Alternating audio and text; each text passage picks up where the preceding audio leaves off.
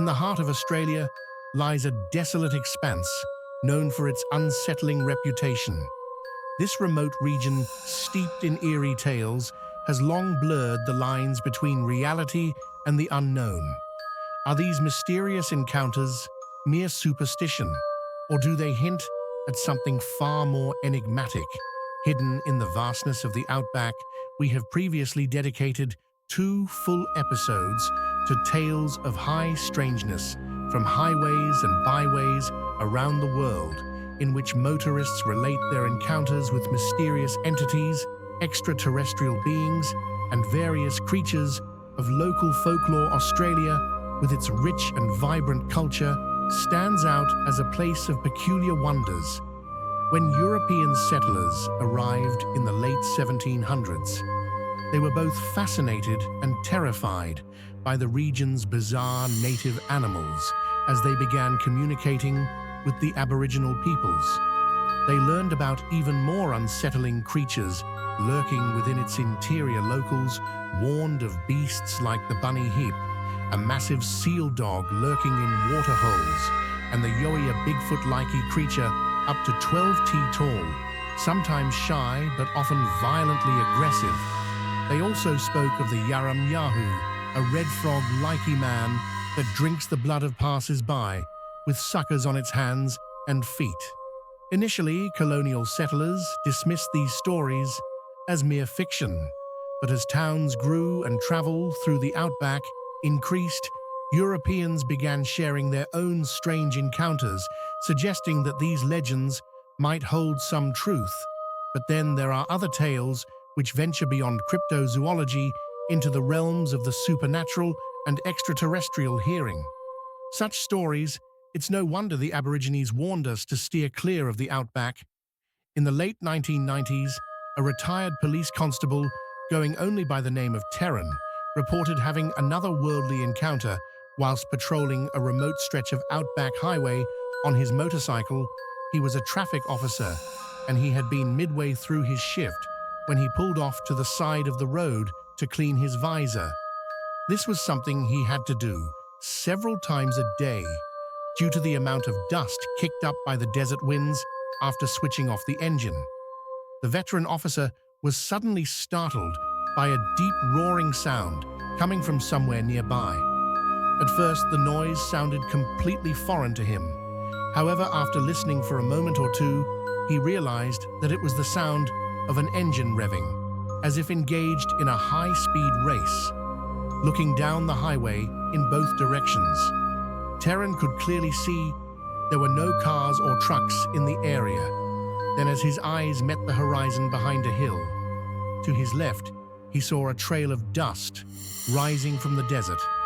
Beyond his curiosity getting the better of him, he walked up the hilly patch of land towards the dust cloud. Upon cresting the small rise, he was met with a very peculiar sight. A black 1953 Chevrolet driving in tight circles at high speeds.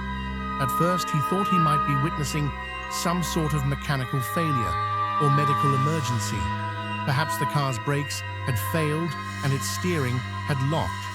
Maybe the driver was slumped over, passed out from a heart attack, with his foot still on the accelerator. Reasoning that either of these scenarios could be true, Terran frantically tried to attract the driver's attention.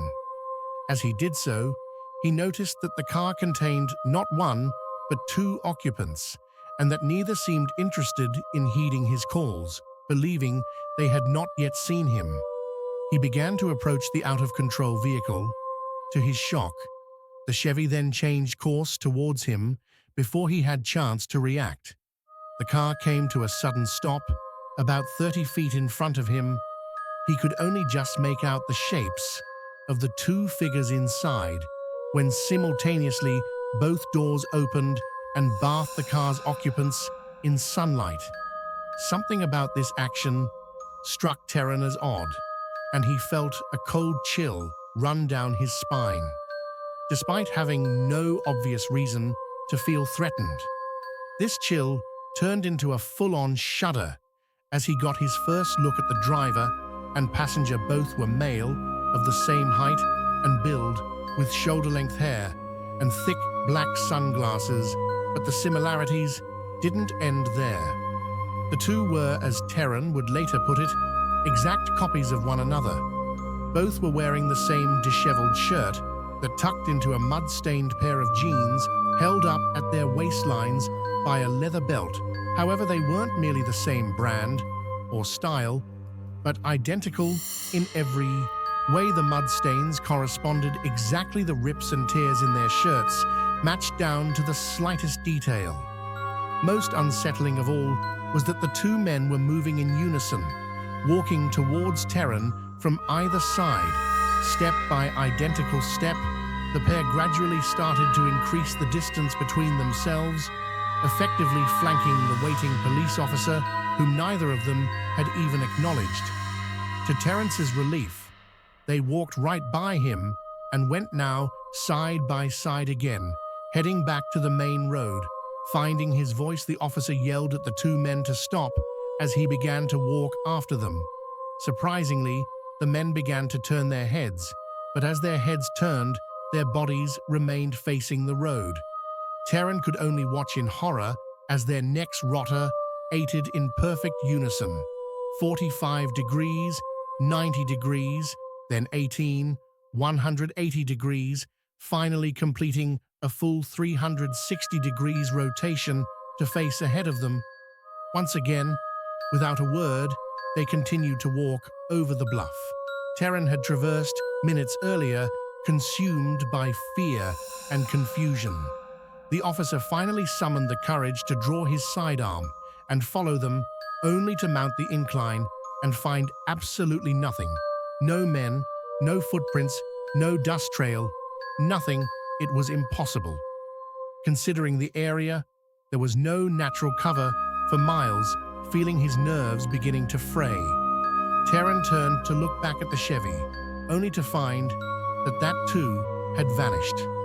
The shock of what he had just witnessed was so upsetting that he immediately became ill, stumbling back across the empty highway to his motorcycle. Before pitching forward and vomiting, sinking to his knees, he covered his face with his hands. Recalling the story years later, he said, the next thing he remembers is opening his eyes to find himself kneeling by the roadside in complete darkness. What had felt like only a moment had apparently been hours. The officer hurriedly set off for the nearest town. At a complete loss as to what he had just experienced, it was there that he encountered his colleagues, several of whom had been sent out to try and locate him after he had failed to respond to any radio messages.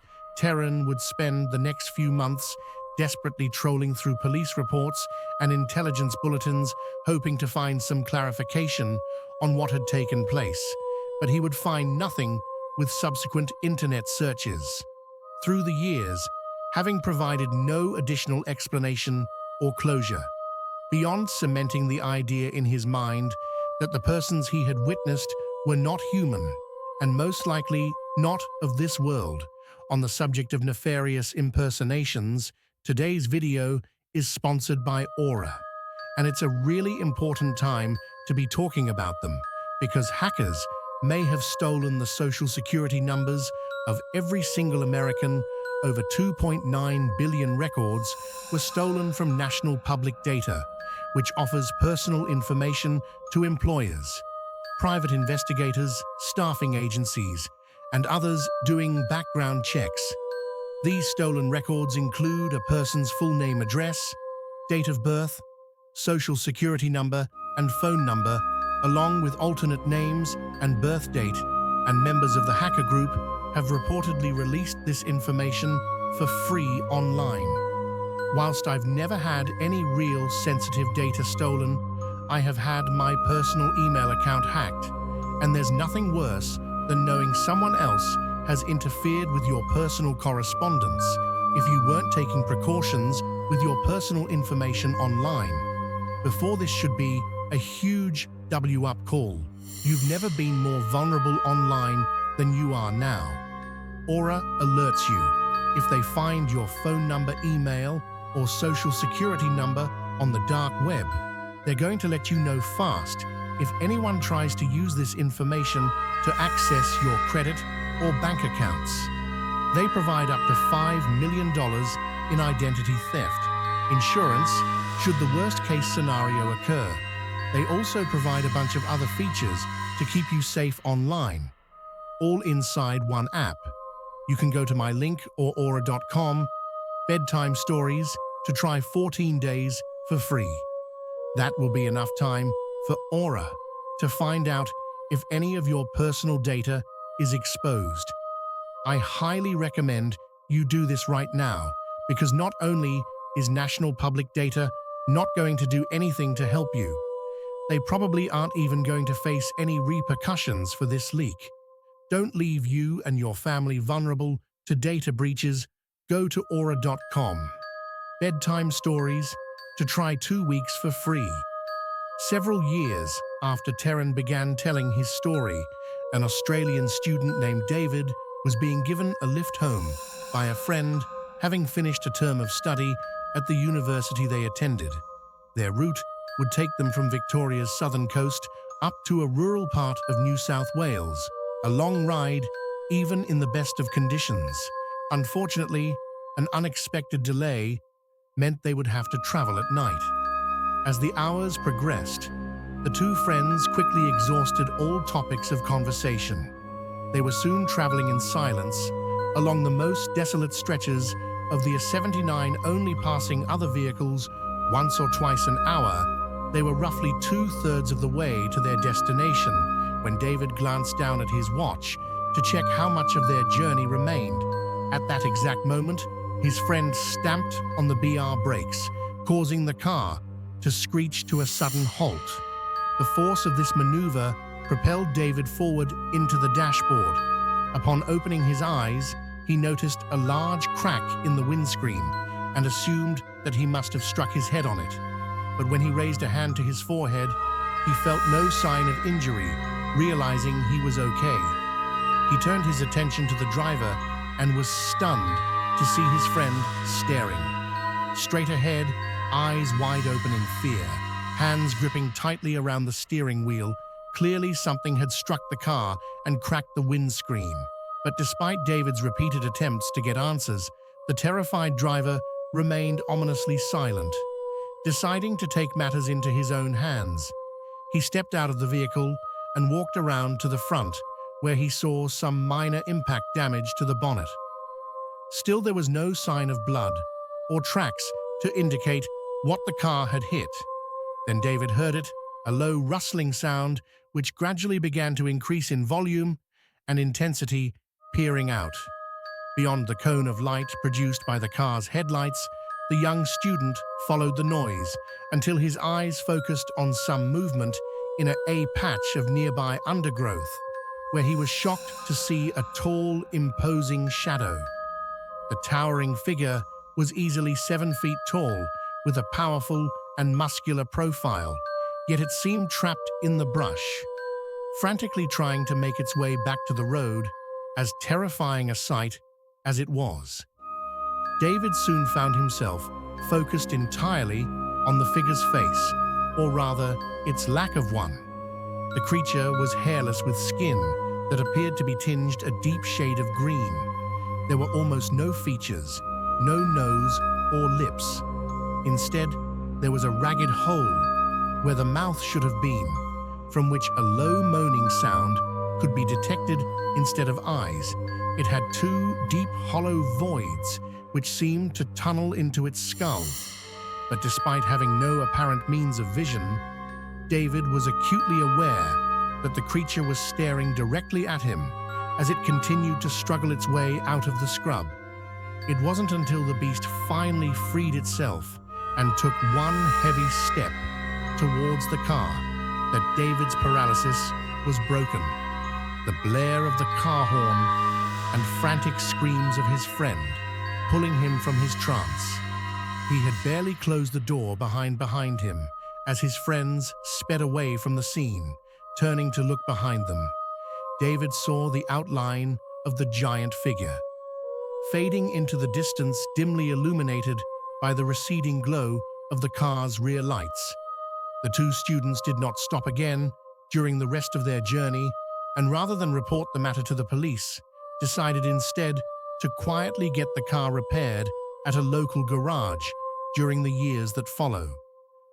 David would find himself scaring the internet for similar stories and wondering whether some of the accidents that occurred on the remote parts of the A79 were the results of an encounter with this mysterious faceless creature as a long-distance haulier. Kyle Weston had spent much of his working life traveling alone across the outback. During those years, he had seen plenty of things that seemed to defy explanation. Other lorry drivers would share similar stories of the unexplained and bizarre, which seemed to create a sort of mystique around the region, as well as their profession. Yet as varied as these tales were, the one constant thread was that the drivers who experienced them were careful never to risk their personal safety to find out exactly what they might be witnessing. However, during a 2008 encounter in the Northern Territory, Kyle would go on to break this unwritten rule in a very big way. At the time, he was transporting a large consignment of fertilizer up to Darwin. It was a long haul, and at some point in the trip, he was traveling along the A87. In the middle of the night, it had only been a short while since he passed through the town of Tennant Creek, a sleepy community located near the very center of the territory, when he found his attention drawn to a patch of land not far from the highway. Despite being firmly in the middle of nowhere, Kyle could see a distinct red glow, which was intense enough to be seen from several miles away. For some reason, he began to slow his vehicle, staring more intently at it. Thinking it might be a fire or distress signal, he made the decision to stop and investigate. Pulling off to the side of the road, he grabbed a torch from the console and set off on foot into the bushland, which lay between him and the mysterious light source. After walking for around 5 minutes, he noticed that the trees around him had become gradually denser, whilst the light in the distance had only grown stronger. Suddenly, it disappeared. It was so rapid that Kyle thought someone had flicked a switch or pulled a plug. Now, alone in the dark, with nothing but his torch, he began to regret his impulsive decision to investigate, turning to head back to his truck. The red light suddenly returned. This time, it was much closer, bathing him in a blinding glow that forced him to raise a hand to shield his eyes. Peering between his fingers, he noticed a shape moving towards him. It was the outline of a human being, bathed in light just like him. But as the figure drew closer, Kyle quickly realized that the person was not simply standing in front of the light. Instead, it was made of light, with no distinguishing features whatsoever. Stepping back from the approaching entity, he lost his balance and fell, all the while trying to shield his eyes from the blinding glow. The figure, now just a few meters away, kept approaching, raising a glowing hand as Kyle lay there terrified and defenseless. Instinctively, the trucker cried out in fear, begging for it to leave him alone. To his shock, the being immediately stopped just a few feet away, pointing at him as if making some unknown accusation. After several moments of silence, the glowing figure turned and walked back into the bush. As Kyle watched, in horrified amazement, the shape passed directly into a large tree, the blinding red glow disappearing with it. Kyle did not waste this opportunity. He jumped to his feet and immediately fled back to his waiting vehicle, stumbling back into the cab. He started the engine and resumed his journey northward, unsure of what it was he had encountered.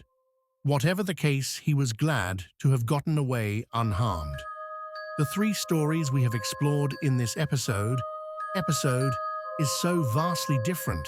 Extraterrestrial twins, a faceless monster, and a figure made of light that it's difficult to find any common thread connecting them. aside from their occurrence along isolated stretches of road in the Australian outback. These strange tales, along with ancient Aboriginal legends, raise questions as to how such entities could exist in such a harsh environment. Some theorize the outback is a place where the fabric of space and time is thin, allowing beings from other dimensions to appear. Others suggest it's the site of government experiments or that ley lines associated with paranormal activity. Crisscross the region, is the outback a nexus of high strangeness, or does its desolation simply fuel wild imaginations with little supporting evidence? It's difficult to say for certain, but the diversity of bizarre encounters here is unmatched. Unlike other regions known for specific phenomena, like Bigfoot in the Pacific Northwest or UFOs in South America, the outback has it all. Each story more fantastic than the last, yet none fitting neatly into any particular category. Despite being occupied for tens of thousands of years, Australia has only been connected to the rest of the world for 2 centuries, as the outback becomes increasingly inhospitable. Further migration into its interior seems unlikely until this vast region is thoroughly investigated. The stories from